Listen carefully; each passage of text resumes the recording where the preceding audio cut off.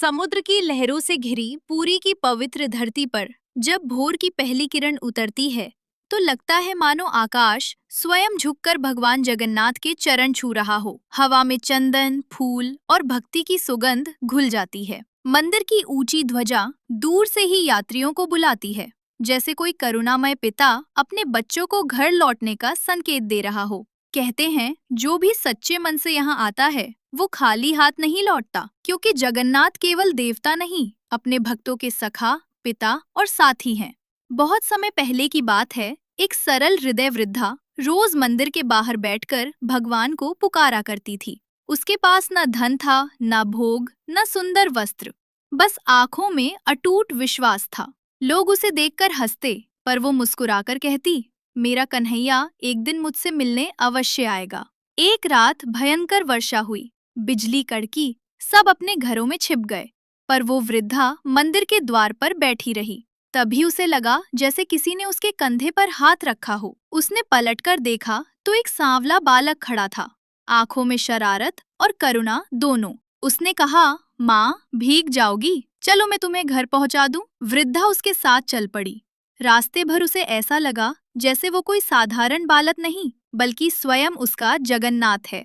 घर पहुंचकर जब उसने दीपक जलाया तो वो बालक कहीं दिखाई नहीं दिया, पर उसके हाथ में प्रसाद की महक रह गई। उस दिन से उसने समझ लिया कि भगवान दूर मंदिर में ही नहीं, हर उस हृदय में रहते हैं जो उन्हें प्रेम से पुकारता है। जगन्नाथ की सबसे अद्भुत बात यह है कि उनका रूप किसी राजसी देवता जैसा नहीं, बल्कि एक सरल, अपूर्ण से प्रतीत होने वाले मित्र जैसा है। बड़ी गोल आंखें, बिना पलक झपकाए, जैसे वे हर भक्त को निरंतर देख रहे हों, मानो कह रहे हों कि मैं तुम्हें कभी अकेला नहीं छोड़ूंगा। उनके हाथ अधूरे हैं, जैसे वे सबको अपने हृदय में समेट लेना चाहते हों, पर किसी सीमा में बंधना नहीं चाहते। उनका ये रूप हमें सिखाता है कि ईश्वर पूर्णता के दिखावे में नहीं, सच्चे प्रेम में बसते हैं। हर वर्ष जब रथ यात्रा निकलती है तो लगता है जैसे स्वयं भगवान अपने घर से निकलकर अपने भक्तों के बीच आ रहे हों। विशाल रथ, रंग बिरंगे वस्त्र, जयकारों की गूंज और हजारों हाथ जो रथ की रस्सी खींचते हैं, ये दृश्य केवल उत्सव नहीं, एक भावनात्मक मिलन होता है। कहते हैं उस दिन भगवान स्वयं अपने भक्तों के घर जाते हैं, उनकी गलियों में चलते हैं, उनकी खुशियां और दुख सुनते हैं। कोई अमीर, कोई गरीब, कोई ज्ञानी, कोई साधारण, सब एक साथ खड़े होकर रस्सी पकड़ते हैं, क्योंकि वहाँ सब केवल भक्त होते हैं। एक युवक था जो जीवन की कठिनाइयों से टूट चुका था। उसने सब कुछ खो दिया था और उसे लगता था कि अब उसके लिए कोई आशा नहीं बची। निराश होकर वो पुरी पहुंचा, बस एक बार भगवान को देखकर लौट जाना चाहता था। भीड़ में धक्का खाते हुए वो मंदिर के भीतर पहुंचा और जैसे ही उसकी नजर भगवान की आंखों से मिली, उसके भीतर कुछ बदल गया। उसे लगा जैसे कोई कह रहा हो, मैं यहाँ हूँ, तुम अकेले नहीं हो। वो फूट फूट कर रो पड़ा। उस दिन के बाद उसने जीवन को नए साहस से जीना शुरू किया। उसे समझ आ गया कि जब सब रास्ते बंद लगे तब भी एक दरवाजा हमेशा खुला रहता है, विश्वास का। कहते हैं जगन्नाथ अपने भक्तों की पुकार सुनने के लिए किसी नियम की प्रतीक्षा नहीं करते। वे समय, दूरी और परिस्थिति से परे हैं। कोई उन्हें आंसुओं से बुलाए, कोई गीत से, कोई मौन से, वे हर स्वर को पहचान लेते हैं।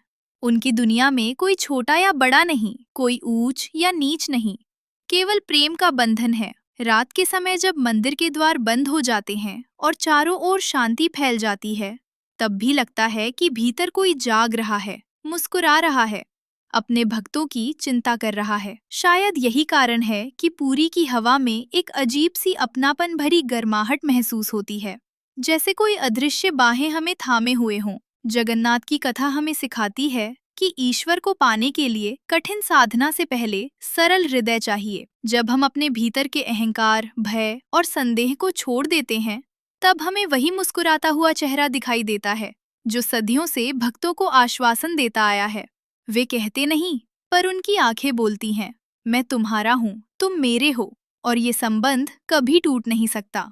इसलिए जब भी जीवन की राह धुंधली लगे, जब मन थक जाए, जब लगे कि कोई समझने वाला नहीं, तब बस एक बार उस सरल, करुणामय चेहरे को याद कर लेना।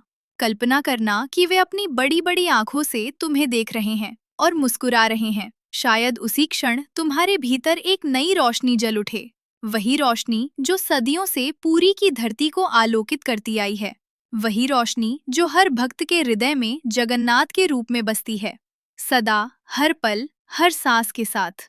अगर आपको मेरी ये कथा पसंद आई हो तो कमेंट में जय जगन्नाथ जरूर लिखिए और वीडियो को लाइक जरूर करिए।